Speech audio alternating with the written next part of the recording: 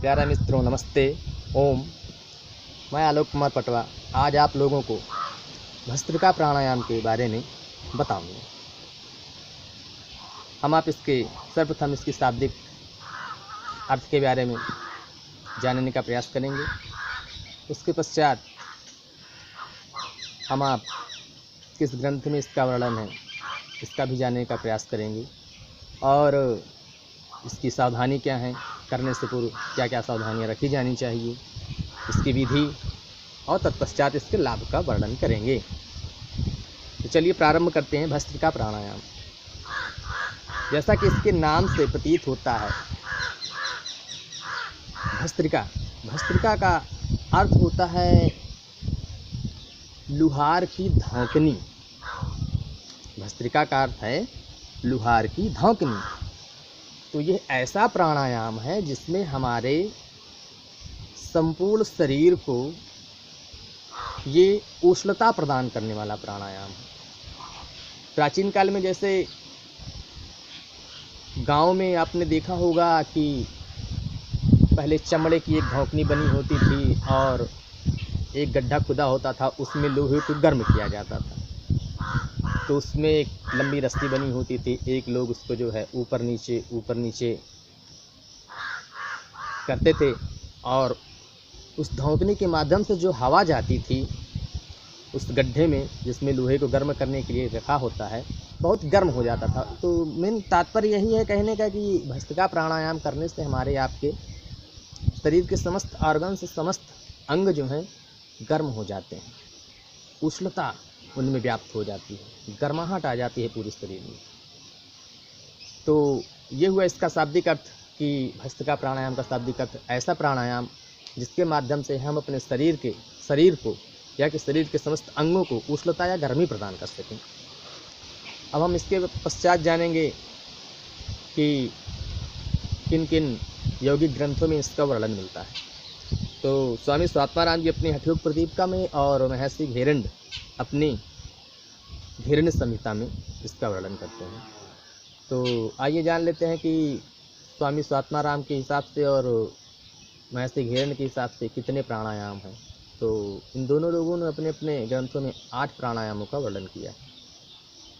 अब वो 8 प्राणायाम कौन कौन से हैं स्वामी स्वात्माराम के हिसाब से और महर्षि घेरंड के हिसाब से, तो सर्वप्रथम हम आप जानेंगे कि महर्षि घेरंड ने अपने घेरंड संहिता में किन किन 8 प्राणायामों का वर्णन किया है। घेरंड संहिता में 8 प्राणायामों का वर्णन करते हुए कहते हैं कि सहिता सूर्यभेदश्च उज्जायी शीतली तथा भस्त्रिका भ्रामरी मूर्छा केवली व अष्ट कुंभका। इस प्रकार से देखते हैं कि इन्होंने अपने 8 प्राणायामों में भस्त्रिका प्राणायाम को महत्व दिया है, स्थान दिया है। और अब जानते हैं स्वामी स्वात्माराम जी ने अपनी हठयोग प्रदीपिका में क्या कहा है। तो उन्होंने कहा है कि सूर्यभेदनम उज्जायी शीतकारी शीतली तथा भस्त्रिका भ्रामरी मूर्छा प्लावनी इति अष्ट कुंभका। तो हम देखते हैं कि दोनों ही ग्रंथों में महर्षि घेरंड ने अपने घेरंड संहिता में और स्वामी स्वात्माराम जी ने अपने हठयोग प्रदीपिका में भस्त्रिका प्राणायाम को वर्णित किया है, भस्त्रिका प्राणायाम का वर्णन किया है। इस प्रकार हमने जाना कि किन किन यौगिक ग्रंथों में इनका वर्णन है। जहाँ तक मैंने अभी तक पढ़ा है इन्हीं दोनों को ही पढ़ा है, इसीलिए इन्हीं दोनों ग्रंथों का वर्णन किया है। और इसके पश्चात हम आप जानते हैं कि इसको करने से पूर्व क्या क्या सावधानी रखनी जानी चाहिए। तो सावधानी में जिन व्यक्तियों को हाई बीपी की समस्या, उष्ण प्रकृति के जो व्यक्ति हैं, अर्थात जिनका शरीर हमेशा गर्म रहता है और जिनके नाक से नासिका से ब्लड निकलता हो, जिसको नक्सीर कहते हैं, की समस्या हो, वो व्यक्ति इसका अभ्यास ना करें। नक्सीर वाले तो बिल्कुल ही ना करें।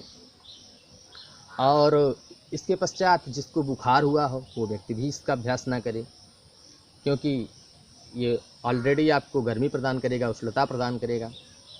इसलिए इन व्यक्तियों को भस्त्रिका प्राणायाम का अभ्यास नहीं करना चाहिए। और ये तो हो गई सावधानी। अब हम इसके विधि के बारे में जानेंगे, कैसे करेंगे। तो किसी भी आसन में आप सिद्धासन, पद्मासन या सुखासन में बैठ जाएं, स्पेशली यदि आप पद्मासन में इसका अभ्यास करेंगे तो ज़्यादा लाभ प्राप्त करेंगे। तो पद्मासन लगा लेते हैं, दोनों पैरों को क्रॉस करते हुए आप अपने जंघाओं पर रखेंगे, दोनों जंघा पर रखेंगे, कमर, गर्दन और सिर बिल्कुल सीधा।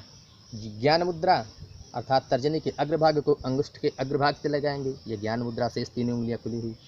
या वायु मुद्रा तर्जनी के अग्रभाग को, फर्स्ट पोर को अंगुष्ठ के मूल भाग में, अंगुष्ठ अर्थात थंब, तर्जनी अर्थात पॉइंट फिंगर, ऐसे। ये वायु मुद्रा हो गई हमारी आपकी ये, और ये ज्ञान मुद्रा हो गई या ज्ञान मुद्रा हो गई। ज्ञान मुद्रा या ध्यान मुद्रा, इसको ध्यान मुद्रा के भी नाम से भी जाना जाता है।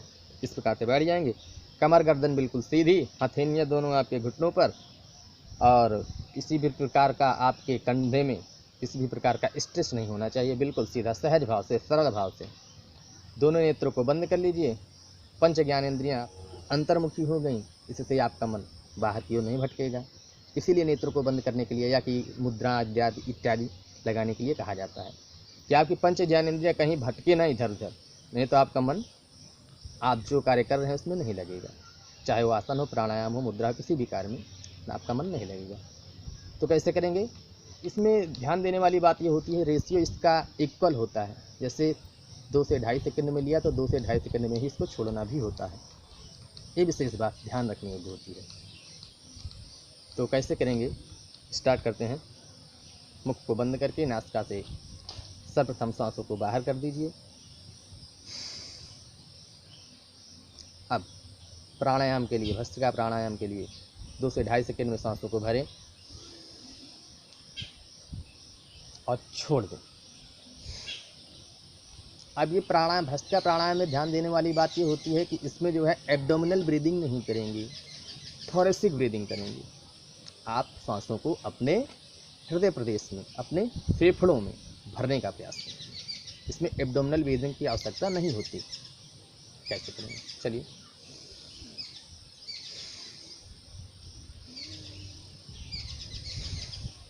चेहरे पर किसी भी प्रकार का तनाव नहीं होना चाहिए, विशेष बात ध्यान रखने योग्य बात नहीं तो आपकी भावभंगिमा बिगड़ जाएगी।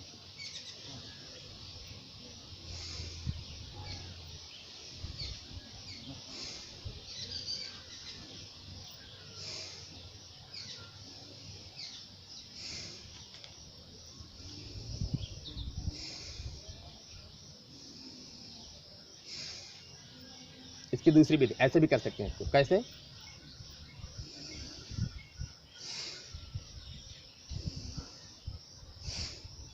ये शायद आप लोगों को ज़्यादा अच्छा लगे, अच्छा सरल लगे आपको, इसलिए इसको भी आप कर सकते हैं। कैसे?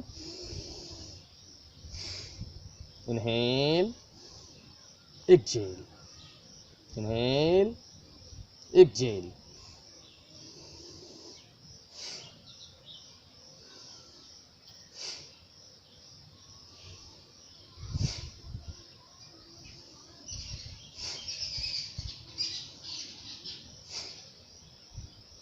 तो ये था भस्त्रिका प्राणायाम की विधि, इसको कैसे कर सकते हैं। और यदि हम अब आप इसके लाभों का वर्णन करें तो लाभों के संदर्भ में सर्वप्रथम आपको ये उष्णता प्रदान करने वाला प्राणायाम है। लो बीपी वाले इसका अभ्यास कर सकते हैं। और जिन व्यक्तियों को अत्यधिक ठंडी लगती है, ठंड महसूस होती है, काफ़ी लोगों को तो गर्मियों में भी ठंड का एहसास होता है, तो उनके लिए अभ्यास, ये प्राणायाम बहुत ही इफेक्टिव प्राणायाम है, बहुत ही लाभप्रद प्राणायाम है। और जिन लोगों को सर्दी, खांसी या जुकाम हो, वो व्यक्ति को इसका अभ्यास करना ही करना है। विशेष लाभ प्रदान करता है ये अभ्यास उन लोगों को। और यदि इसके आध्यात्मिक पक्ष की बात की जाए तो इससे कुंडलिनी शक्ति का जागरण ही होता है। कुंडलिनी शक्ति के जागरण में यह अभ्यास बहुत ही उपयोगी अभ्यास है, या कि बहुत ही उपयोगी प्राणायाम है। जैसा कि महर्षि लाभों का वर्णन करते हुए शारीरिक और मानसिक दोनों, शारीरिक और आध्यात्मिक दोनों लाभों का वर्णन करते हुए कहते हैं कि वात पित्त श्लेष्महरम शरीराग्नि विवर्धनम कुंडली बोधिकम क्षिप्रम पवनम सुखदम हितम। अर्थात वात और पित्त से संबंधित रोग नष्ट होते हैं भस्त्रिका प्राणायाम के अभ्यास से। शरीराग्नि विवर्धनम, आपकी जठराग्नि प्रदीप्त होती है। कुंडली बोधकम क्षिप्रम, और कुंडलिनी शक्ति का जागरण होता है। कुंडली बोधकम अर्थात कुंडली शक्ति का जागरण होता है, ज्ञान होता है। कुंडली बोधकम क्षिप्रम पवनम सुगदम हितम, और ये जितने भी हमारे आपकी वायु कुपित होती हैं उनको शांत करता है। तो इस प्रकार से हम आपने जाना कि भस्त्रिका प्राणायाम का शाब्दिक अर्थ क्या है, उसको करने से पूर्व क्या सावधानी रखनी चाहिए, इसकी विधि क्या है और इसके क्या क्या लाभ हैं। तो यह वीडियो लोगों के लिए बहुत ही हेल्पफुल होगा। तो जो लोग योग के किसी क्षेत्र में डिग्री या डिप्लोमा कर रहे हैं, सर्टिफिकेट कोर्स कर रहे हैं, और या कि जो व्यक्ति योग के जिज्ञासु व्यक्ति हैं, वे इससे अत्यंत ही लाभ उठा सकते हैं। तो ये था हमारा आज का भस्त्रिका प्राणायाम। सभी को ओम नमस्ते।